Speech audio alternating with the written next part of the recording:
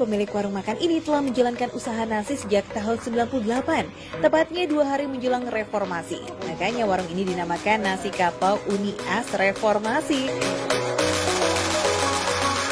Awalnya ia hanya memiliki kedai kecil di Tanah Abang, hingga akhirnya semakin banyak pelanggan yang tergila-gila dengan kelezatan racikannya. Kini warungnya semakin luas dan memiliki berbagai menu otentik yang tentunya rancabana. Ini langsung Uni As.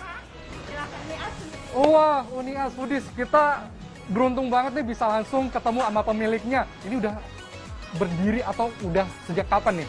Dari tahun 98. Dan ini selalu rame. Alhamdulillah. Alhamdulillah selalu rame. Dan menunya ini luar biasa ya.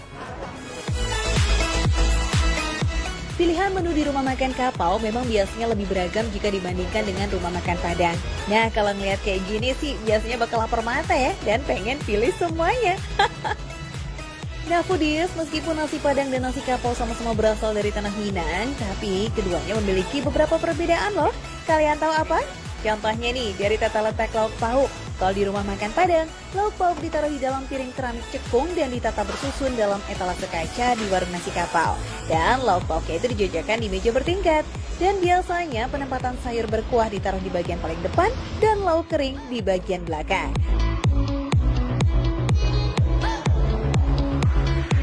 Selain dari itu, masih banyak nih perbedaan lainnya, seperti asal muasal cara pemesanan dan yang pasti menu andalannya.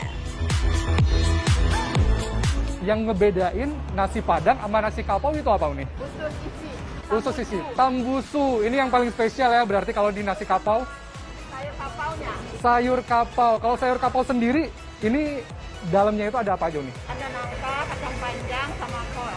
Aku boleh dong mesen ya. Oke, boleh silakan. Yang pastinya pakai tambusu, sayur kapau dengan ayam rendangnya. Sayur kapau memang menu otentik dari warung nasi Kapau foodies. Terdiri dari nangka muda, kol, dan kacang panjang dengan kuah gulai yang gak terlalu kental. Nah, kalau tambasu dan ayam rendang, pasti ini jadi juaranya. Soal rasa, kita buktikan ya saat disantap, oke? Makasih Uni. Hai Budis, jadi ini porsi yang sangat pas ya untuk makan siang. Tapi nih, saya dengar di sini yang paling spesial juga ada telur yang dimasaknya dadakan. Ya, dadar barendo. Dadar barendo, menarik banget namanya. Kalau boleh ikutan masak nggak sih? Boleh, silakan. Boleh. Talua barendo atau telur berenda merupakan salah satu hidangan telur khas Minang. Dinamakan telur berenda karena olahan telur ini berlapis seperti tumpukan renda. Cara membuatnya, kocok 1 buah telur ayam dan 1 buah telur bebek dengan daun bawang, garam, bumbu penyedap, tepung terigu, dan sambal merah. Nah, kalau sudah mengembang, ini tandanya adonan sudah siap buat dimasak. Oh ya foodies, ternyata menggoreng talua barendo ini gak sembarangan loh. Ada teknik agar tekstur kulitnya bisa garing sempurna. Tahap pertama, pastikan minyak benar-benar panas ya. Lalu tuangkan adonan ke dalam wajan dengan gerakan memutar. Aduk-aduk adonan saat proses pematangannya menggunakan garpu. Nah, ini kira-kira Fadil berhasil nggak ya?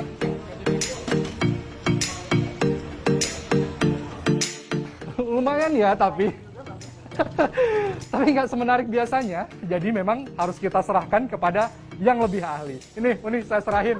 Oke. Nggak apa-apa ya Dil, namanya juga pemula. Nah, selain lauk pauk utama, nasi Kapau Uni As Reformasi ini juga punya menu yang gak kalah lazis, yakni bubur kampiun. Di wilayah asalnya, bubur kampiun kerap dijadikan sebagai santapan. Tapi kalau mau dijadikan menu penutup, bakal sama nih nikmatnya. Bubur yang satu ini umumnya terdiri dari campuran menu yang memiliki cita rasa manis gurih. Komponen andalan Uni Asih, ketan putih yang dikukus, menggunakan bubur ketan hitam, juga biji salak, bubur sumsum, kolak, dan santan. Oh ya, ada juga tambahan puding srikaya ya. Ini nggak kalah menggiurkan ya foodies. Wah, udah lengkap nih susunan menu hari ini.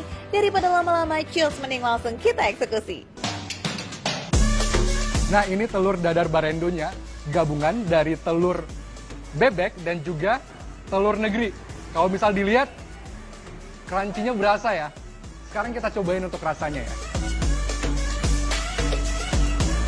Garingnya pas, asinnya pas, daun bawangnya kerasa, biarpun tadi dikit.